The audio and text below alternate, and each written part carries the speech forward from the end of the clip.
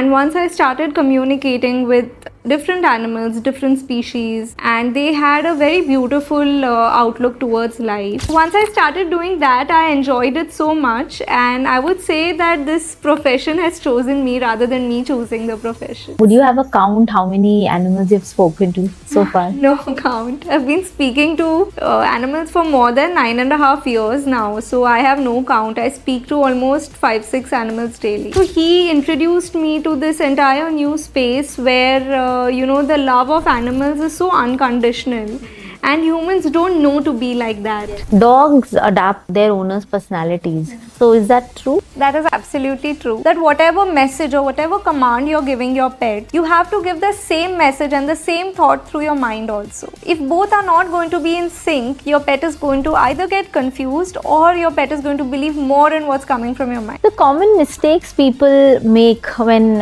trying to understand their. Welcome to the new episode of Tales of Tales with MD.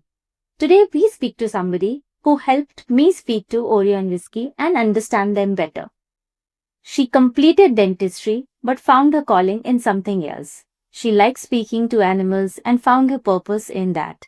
She's also known as the Dr. Doolittle.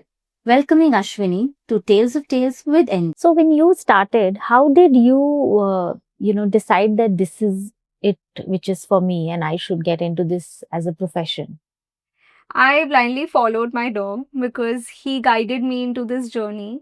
And once I started communicating with different animals, different species, and they had a very beautiful outlook towards life, and the guidance that they gave me, and generally the way I was able to help a lot of pet parents, understand their pets better, understand what exactly is going on in their pet's mind, which is almost like every pet parent's dream. So once I started doing that, I enjoyed it so much, and I would say that this profession has chosen me rather than me choosing the profession. Tell us about your dog. So my dog's name was Simbo, and he was a beautiful lab, and very sweet, very gentle lab, and he was like the sweetest being ever. He was my first dog.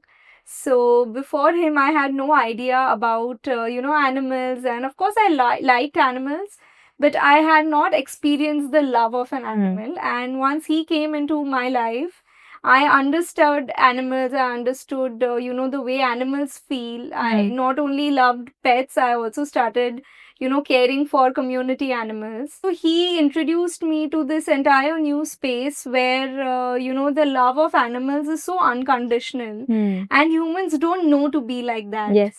So that is something that was very new for me. And once I experienced that love, I don't know how I would have managed without it. And he helped me a lot through my life, and he just introduced me to, different animals. I would say my entire profession, I've spoken to so many different animals, different dogs, So cats. would you have a count how many animals you've spoken to so far? No count. I've been speaking to animals for more than 9.5 years now, so I have no count. I speak to almost 5-6 animals daily. So does this happen that you're walking on the road and obviously there are these treaties and you feel like somebody's talking me, telling me to stop. I want to tell you this. Does that happen? That always happens. That always happens, and I have gotten connected to nature a lot more because of my profession, because I have understood all sorts of animals very well, and I have also understood that it's not always our place to interfere. Yeah. So a lot of times, I feel like interfering. I see something happening between two dogs and I want to interfere, but because I can understand them, most of the times what I receive from them is to stay out of it. Okay. So yeah, that happens a lot of times, and it used to happen a lot more in the initial stages where I was very excited to speak to all birds and all animals. So through my intent, I was open to receiving these telepathic messages from everybody. So because I was open to receiving it, I kept receiving more of it. But yeah, it does happen even now. So does this also help you, or has also helped you in your communication with humans? Absolutely. I would say that, with humans also, when we communicate, we are mostly assuming a lot of things without trying to be in the other person's shoes. Yes. But the way animals have looked at life has always been through a completely neutral space. They have never judged anybody. We have set of rules, we have set of ethics. We have our own biases. Yeah, and we judge everything based on that. Yes. Though it may not always be wrong to do so, but especially in the communication that we have with animals, I have always learned that the more I let myself be and not try to get into another person's or another family's issues, I don't personally involve myself. I'm not going to be, thinking of it from a judgmental perspective. Okay.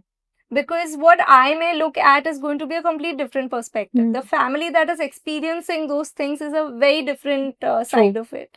So when I got to know these things from animals, I've not only understood the animals, I've also understood they are humans. And animals have always looked at humans from a very neutral space.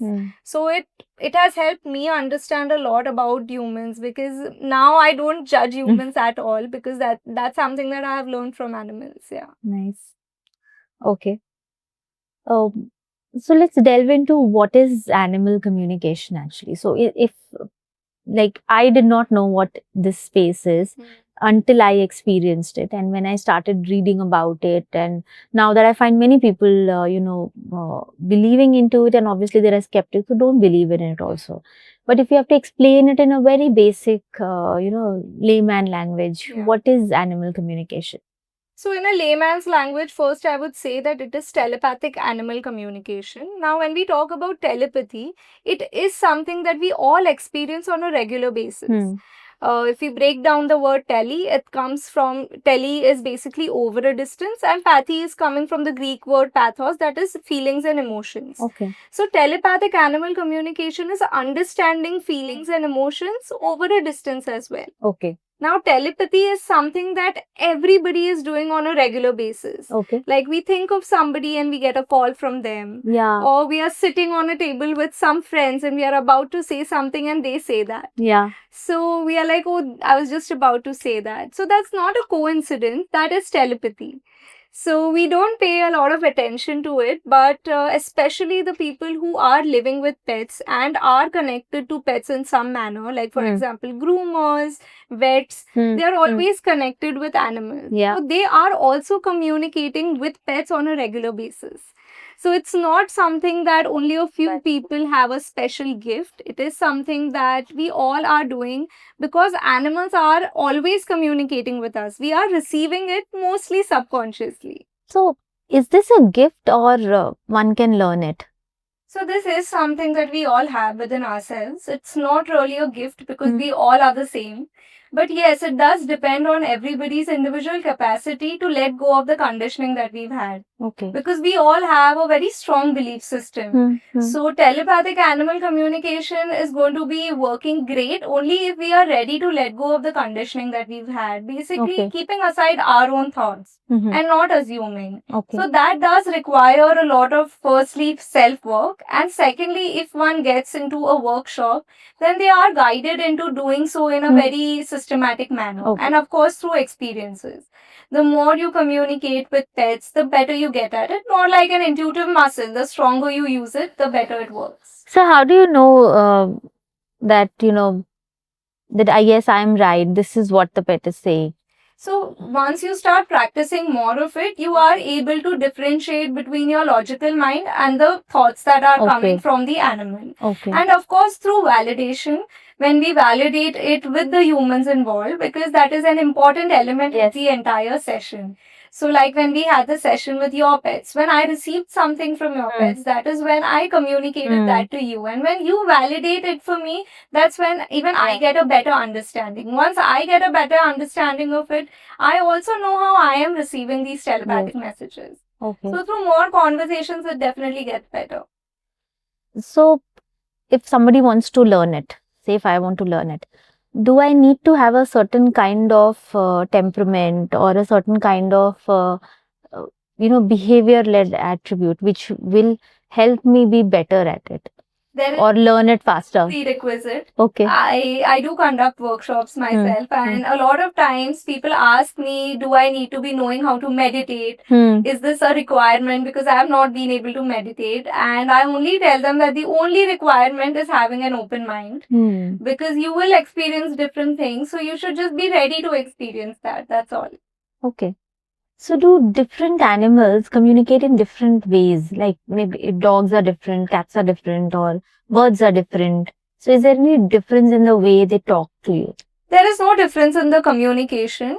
Of course, the questions differ because every individual has a different life, right? A domestic animal will have a different life. An animal who's indoors has a different life. An animal outside has a different life. A wild animal is going to have a different life. So the way they communicate is also dependent on the life that they are living. But the way we connect and the way we receive information from the animals is the same. So, do animals who live in the wild, say when you go on a safari or somewhere, so do those animals also, give you some kind of message? Like when we go to safari to watch a tiger, but I've never seen a tiger. I've never been able to spot a tiger. But when you spot one tiger, so is it like the tiger also tells you something, Yeah, they do at times, but again, it depends on what life they are living, in what circumstance are they being moody at that time, or are they understanding that the people who have come to visit the jungle are truly respecting the jungle? If they choose to cross paths with you, yes, they do speak about it. Now, at some level, we all who are going on safaris are communicating. So, if we do end up going on a safari with the intent to capture great pictures, then the animals may not always be happy to, cross paths with us. But when the animals know that we are coming to their home and we do respect the entire space and we do understand that it is their space, and even if they may not show up, we will still, like the entire experience, and we will cherish it, we will value it, because after all, it's their home and it's their wish if they choose to show up or not. But at some level, we are all communicating, because the very thought that is coming in our mind is communication. You can be anywhere. You can be planning a trip to, say, Kanha Jungle sitting here in Pune, and the animals over there will also know about it. The reason being that we are all connected energetically. So the thought that comes in your mind has been sent, because energy follows thought. Okay. So it's also believed that owners, dogs adapt their owners' personalities. So is that true? That is absolutely true. We call that mirroring, and that is something that we observe in many households.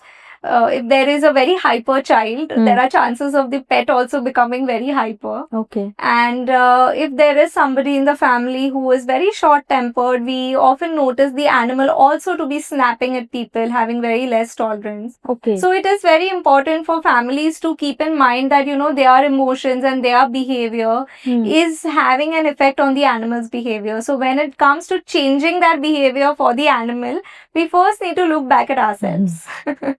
Because that does happen. Mirroring is a very common phenomenon. It always happens. Okay. Yeah. Can animals understand the words we say? Like, no, I know they get used to the commands we give them, but do they understand the words, or they pick it up more from our emotions and our body language?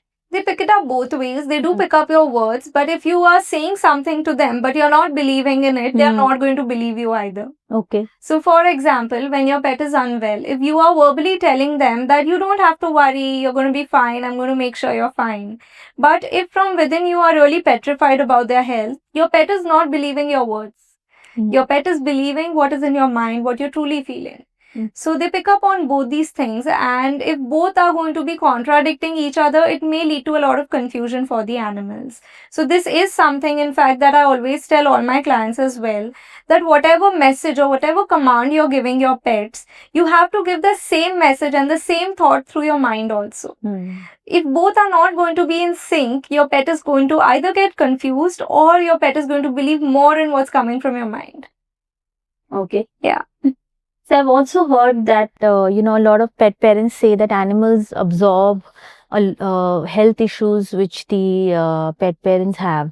So is that really true? And if this happens, then how do pet parents prevent that?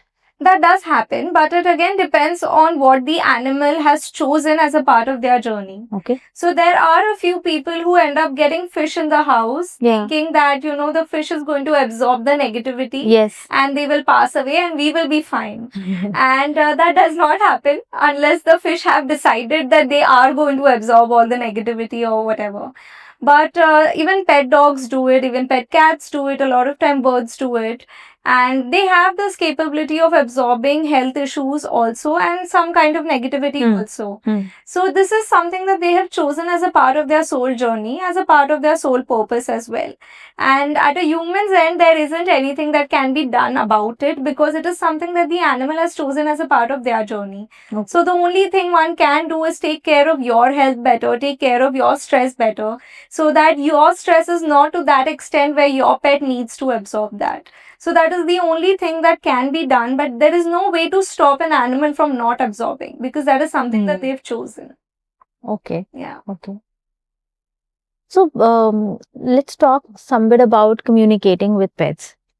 How does this really help with general issues which pets have, like anxiety, separation, aggression, Correct. those kind of things? So does this help with that? And if it does, then some small guidelines or steps what pet parents can do to start using this. Right. So see, every behavior has a reason behind it. What we are doing through an animal communication session is basically asking the animal for their side of the story. Because a lot of things we are assuming based on what we are aware of and what we can see. So sometimes behaviors we are not able to understand entirely. If there is some kind of fear also, we don't know the cause of it. Yeah. Right? So when we speak to an animal, we understand the cause of the entire issue.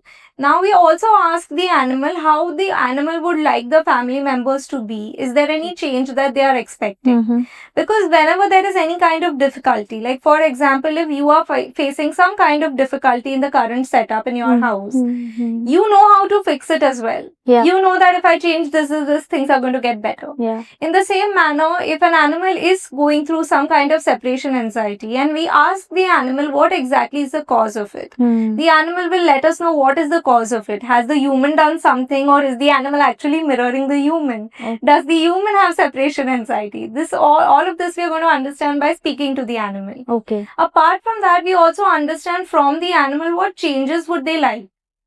So depending on those changes, we can make the life of the pet better, especially in separation anxiety or behavioral issues like fear and, aggression also a lot of times.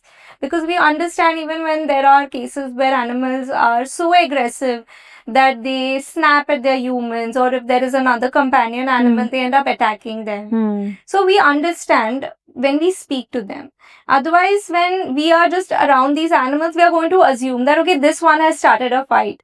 Yeah. This one has instigated the other one. We don't actually know what has happened. We are not hearing their conversations. But we are very quick to assume that, okay, this one has, started the fight and the other one is very shant. We don't know. Maybe that shant one is the one who's instigating the other one, right? True. So when we actually start having conversations with them, then we understand, number one, what they are expecting out of us. Secondly, do they even want help? Now, when they are having their own issues, we are always going to interfere between them, right? Now, that is something that when we ask them, they know if you should be interfering or not. Okay. Sometimes because we have interfered, we have actually worsened the entire situation. It is going to get solved on their own, but because we have interfered, that conflict has increased. Okay. So when we speak to them, we understand a lot of things from their perspective, because otherwise most of the times we are just assuming. So what is Neo thinking now? Neo is very happy to be, a part of this podcast. But yeah, he's quite calm now after he got very excited meeting you.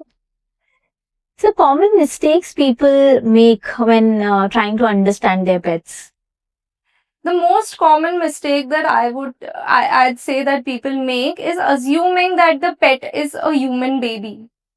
And that is a very big thing, and a lot of people get offended when anybody would correct them on that. it's not wrong to think of the pet as a baby, but when we look at it that way, we automatically assume that their needs are just as ours. But we forget that that is an animal. You may love the animal like your own child, but the animal has their own instincts. And though we may think that the animal should not bark at people or should not react in a particular, that's their instinct. It is going to happen. And it's very unrealistic to expect animals to behave like humans. When humans get angry, we are going to shout at people. We are going to express our anger in some manner or the other. But animals are only going to snap at you or bark at you. So that is very normal to them. So I think the biggest mistake that a lot of pet parents do is they consider, their pets to be babies. And that's why they end up expecting a lot of unrealistic things from them.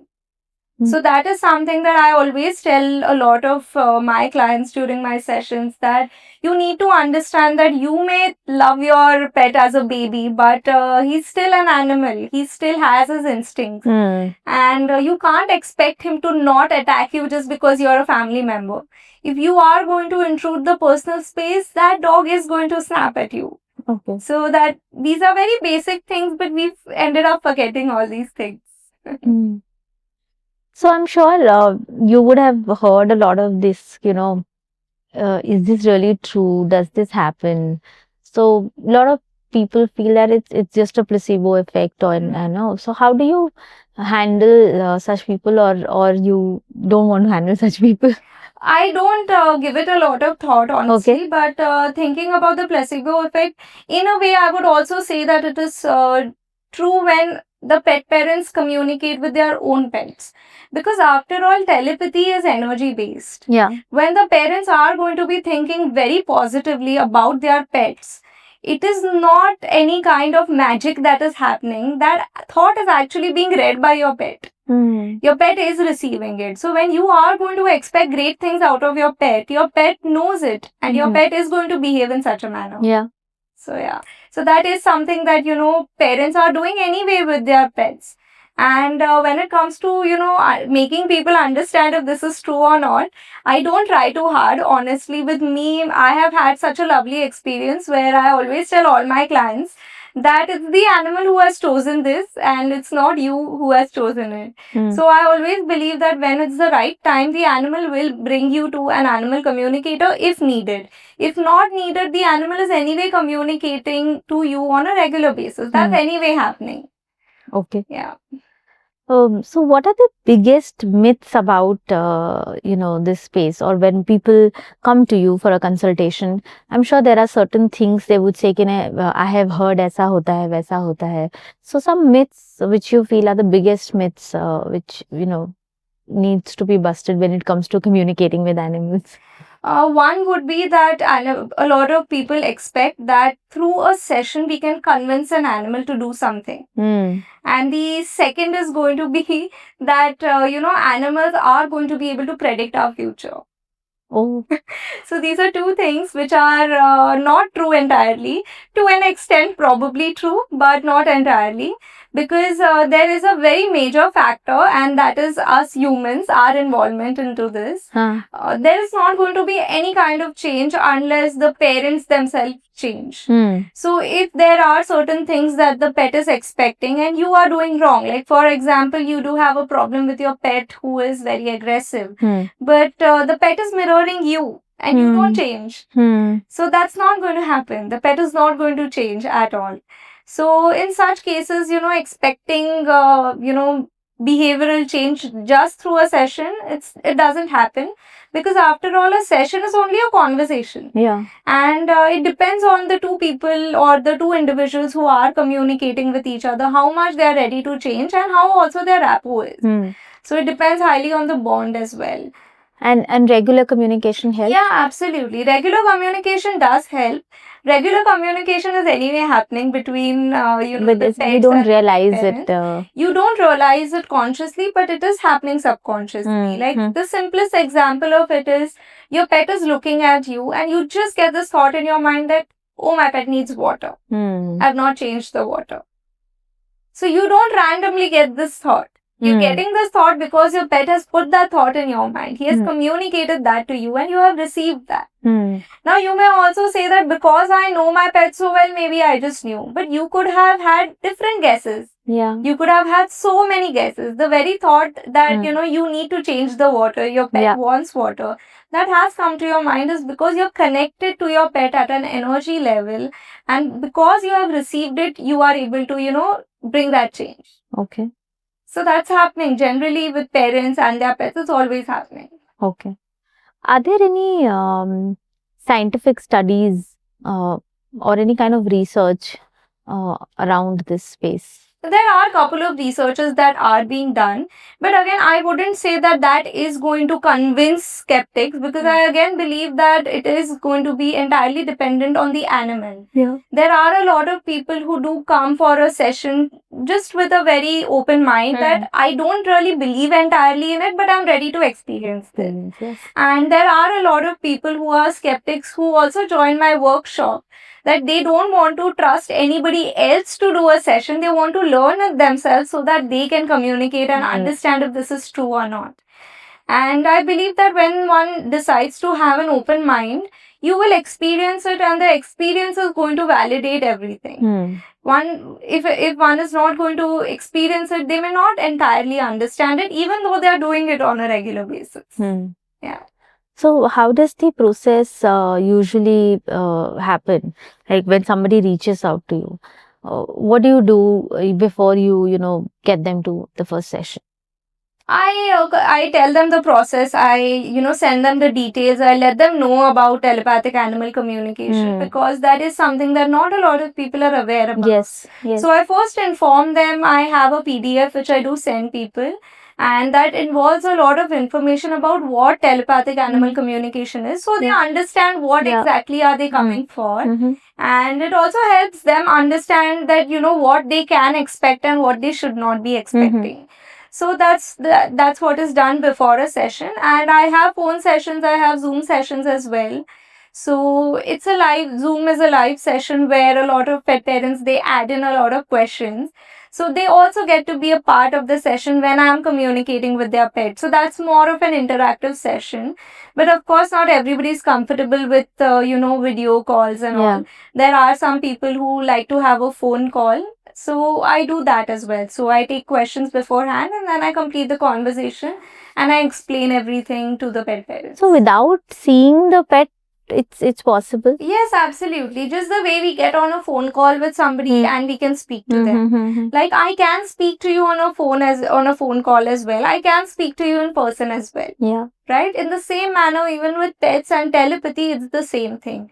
You can communicate in person also, you can communicate at a distance also, because telepathy is not really dependent on physicality. It is something that happens over a distance and it doesn't really need anything to be, communicating. You don't need to be dependent on the physical aspect of it. Okay. Yeah. So how can pet parents send clear messages to their pets? Is there like a step-by-step guide on how you can at least get started on this or make changes in your behavior which could help you understand your pets better? Number one is going to be always be very particular about the way you are feeling.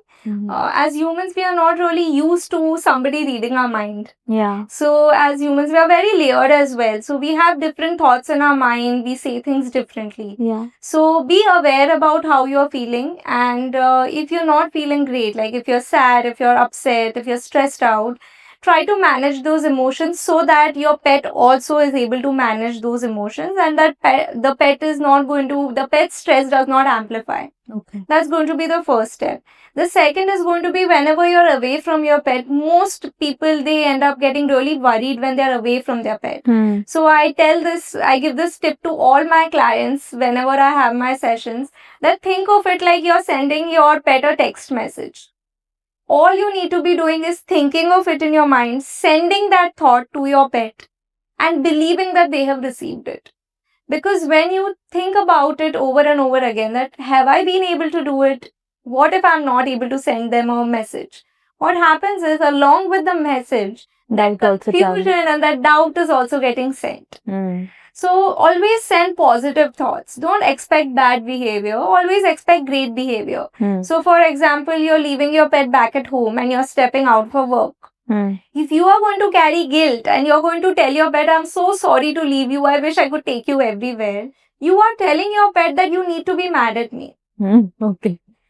But if you tell the pet that I'm very sure you're taking care of the house and you are also enjoying your own space, your me time, then your pet is going to receive it in the same manner. If you are confident about your pet staying alone at home, your pet will also be confident about staying alone at home. So that is a very important thing that, everybody need to keep in mind, because the way you are thinking, your thoughts, they are reaching your pets. And it doesn't depend on physicality. Like, you can be in another continent, and if you are stressed out, your pet back home knows about it. So you worked on many cases, like over 9 years. You've spoken to so many animals. Have you worked on a missing pet case, and how?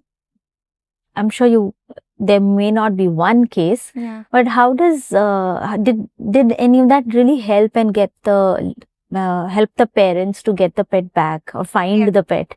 Yeah, I'll share one incident where I was communicating with this pet who was in the US. The clients were based over there. And the pet had gone missing for the third time. Twice she was found, and the third time they were not able to find her.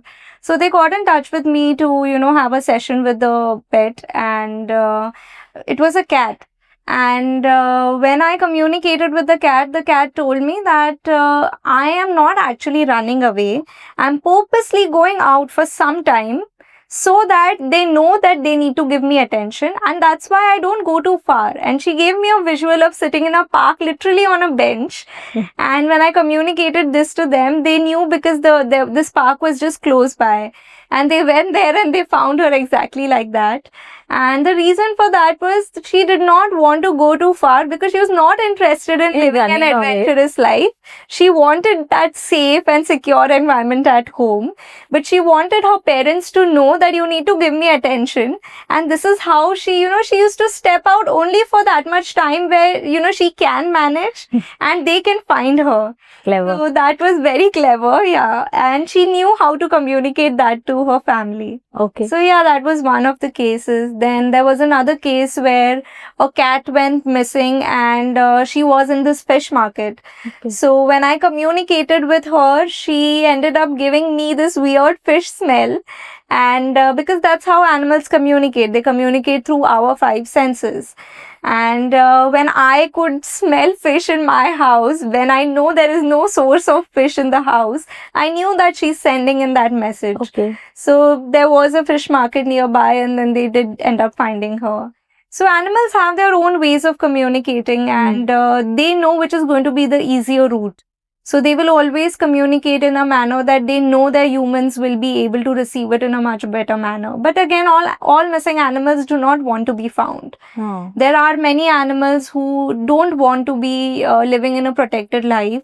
They want to be living a free life. So sometimes animals choose not to return. Okay. It is very heartbreaking for the family, but it is something that an animal can choose as well. Okay. Yeah. And how about you've spoken to deceased pets also? Yeah. So why would a pet parent want to speak to a deceased pet? So a lot of times what happens is that pet parents don't get the chance to have a goodbye, with their pet. And sometimes, pets, they pass away so quickly that before anything could have been detected, pets pass away. Then there are also times where people are just missing their pets a lot, and they would want to connect to their pet and understand how they're doing. And just find out if, sometimes they want to know if they're going to be coming back to them in some other form maybe. So they want to understand those things, and that's why they want to connect with their pets who've passed away. So there's obviously a lot of talks as humans are very interested in, getting born as humans again. So does it happen with animals also? In my experience, I can only share how, whatever animals have shared with me. In my experience, I've always seen that animals choose their physical forms or don't choose a physical form based on their soul journeys. Okay. So they always mention that they don't look at different physical forms as being superior or inferior. Mhm. Humans always look at things that way. We consider a human bird to be, Yeah, very superior, which automatically conditions people to believe that animals are lower beings and they may not understand. But that's not something that I've experienced from animals. They look at everybody as the same. They look at all physical forms as just the same. They choose a physical form depending on what they meant to do. So they know their sole purpose very well, and whichever physical form is, convenient for them, they choose that. So this, obviously most of the stories are around dogs, cats, or bigger animals, or birds.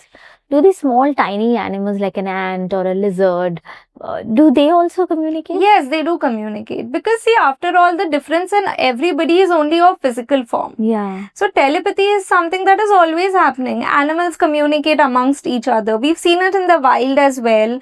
The way langurs communicate Yeah, with they give a call that there's a tiger. Yeah. So that is something that is anyway happening, and the people who are, visiting jungles very often, they will observe these symbiotic relationships very closely, because interspecies communication has always happened.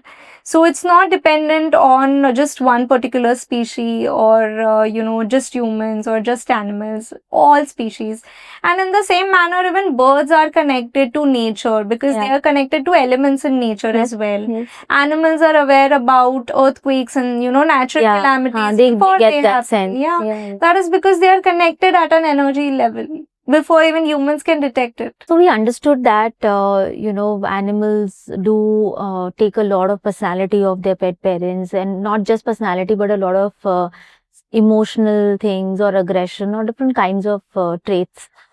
So how does it impact their health, and can animal communication help in helping pet parents handle or make their health better? So animals in a lot of cases also end up mirroring the health of their humans. Okay. Now, this is something that a lot of people observe, very common with arthritis and acidity. A lot of times animals end up mirroring a particular health issue from the family. So say the human mom has also got acidity issues, the animal also ends up having it. There's somebody in the house who has arthritis, the animal also has it. Okay. So the purpose of these animals mirroring these health issues is to bring their humans awareness to it, attention to it. Okay. So once the human also works on it, automatically the animal's health issues get better.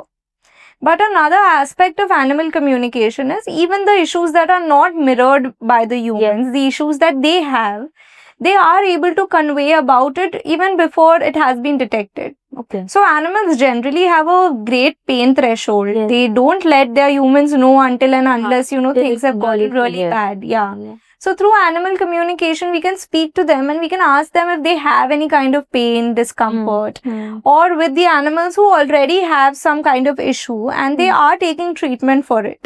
So we want to know how the treatment is helping them. Is it really helping them, or is it making their condition worse? We also understand a lot of times about vets, and this is a very common question, that a lot of people, they have different vets and they want to know from the animal Whether that which vet is better for you, which vet's medications are suiting you better. So that is something that we can speak to pets about. Like, I'll give you an example about this one pet I was speaking to, a Shih Tzu, and they booked a regular session with me just to understand how the pet is doing. And when I asked the pet about the health, which is a question that I always ask all pets, so we understand from the animal's perspective how they are feeling. So the Shih Tzu told me that, they have some kind of stomach discomfort and it is getting, too much. There is some pain also. So I want to get this checked. And the parents did not know about it. And because they didn't see any kind of symptoms, they were not aware of it. So they just, because the pet has mentioned of it, they said that no harm in getting it checked, we'll just get it checked so we also know everything's fine. So they got this checked, and later it turned out that the pet had pancreatitis. So these are things which, the pet parents would probably understand after it gets extreme. But when we have a conversation with the pet and then the pet themselves mentions about the pain and discomfort that they have, it's better to treat it before it gets worse. True. So that's a very big advantage, I would say, of animal communication. I've also heard that animals detect, very critical terminal Correct. illnesses in humans. Correct. Yeah. So how do they do that? They do that because they have a very higher understanding about all these things. They understand about a lot of changes in their humans' bodies as well. Like through many of my sessions, I've had pets mention about certain physical issues that their humans have.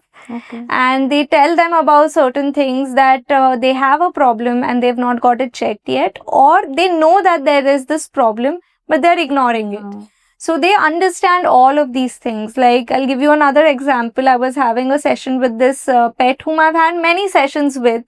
And, he was an older pet and very lovely boy. And he was very connected to the family. And my client, she was traveling somewhere outside and her mother was taking care of the pet. And he started acting out and not his normal self. So she got in touch with me again that, can you please check what's happening with him, because, he's troubling my mom also and he's not being his normal self. And when I checked with him, he told us that the mother who was taking care of them was not taking her BP medicines, and that is why her health is really getting bad. And that needs to be conveyed. And when I conveyed this to my client, she actually, tried to wind up her work quickly and come back because she wanted to take her mom to the doctor.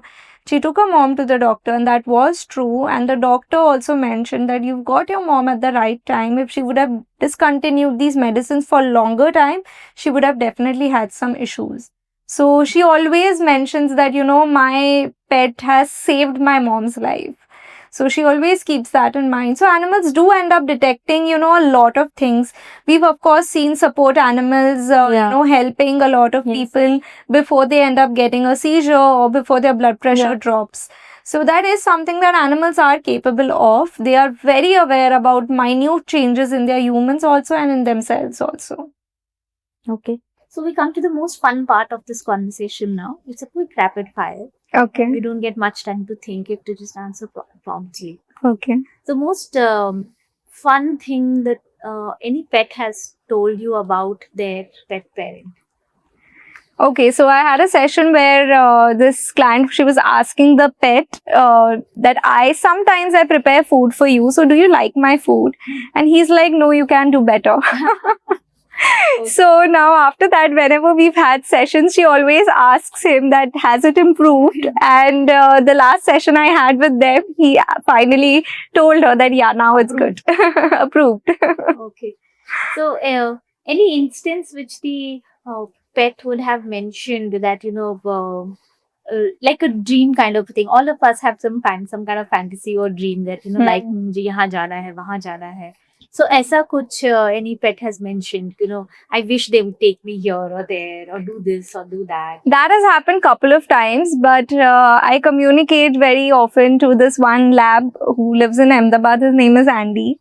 And he wanted a photo shoot to be done in a particular garden. And because he had visited that garden, and even though that garden does not allow pets, somehow he just got inside. And he had this demand during our session that I want a photo shoot over here. And his parents, obviously, they love him a lot and they did arrange it in some manner. So they went to that place and they did a proper, professional photo shoot for him. So he got his wish fulfilled. Yeah. Okay. And so you talk to birds also. It's very hard to believe that I'm sure birds obviously have feelings and they talk and all. But anything, and somehow I believe that birds should not be definitely kept into, close. Correct, yeah. And because we don't let them out in the balcony also, correct. So anything the birds have specifically said, that do they really like being a pet? Some of them do really like it. Some of them obviously don't like it. But I have spoken to many pets who have chosen to become a pet by themselves. Like there are many people who love birds, and sometimes, you know, these birds, especially it's happened with a lot of parrots, where they choose to come in and they just don't want to leave. And even if they want to leave, they'll just go for a while and then they'll come back and they'll chill with the family. So I've spoken to such birds who are genuinely very happy, and I've spoken to many other birds as well who have been kept as pets, and the exotic ones in our country are allowed. So there are a lot of people who have them, and I've seen them to be happy. So, you know, they also have those same feelings and emotions like us and like our dogs. So they express it also in a very different manner, but it's very sweet. After all, we all are the same. Yeah.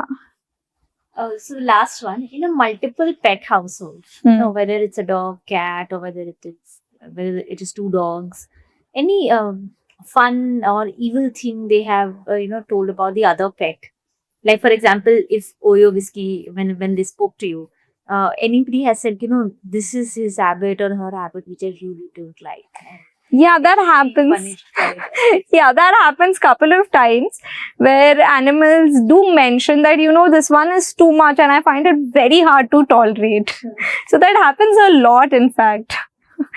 Yeah, it's happened many times, because always, you know, in a house where there are many pets, there's always somebody who's doing something funny. There's always one who's very shant, and then there is one who's like a mediator, कि दो अगर झगड़ रहे तो उनके बीच में जाकर he wants to, you know, make things right between the two aggressive ones. So there are multiple, cases like that where animals have told that, you know, I find it very hard to tolerate so-and-so person, so-and-so animal. It's happened a couple of times, yeah. It was great talking to you, Ashwini. Thank We had you. a lot of fun, and I hope a lot of this will help pet parents to communicate better with their pets. Yes. And it has definitely helped me. And I must say, unless you experience it, you may not believe it. Yeah. So try for yourself, and if you need help, please connect with Ashwini. Thank you, Ashwini, for being part of Thank you. Tales with Him. Thank you so much.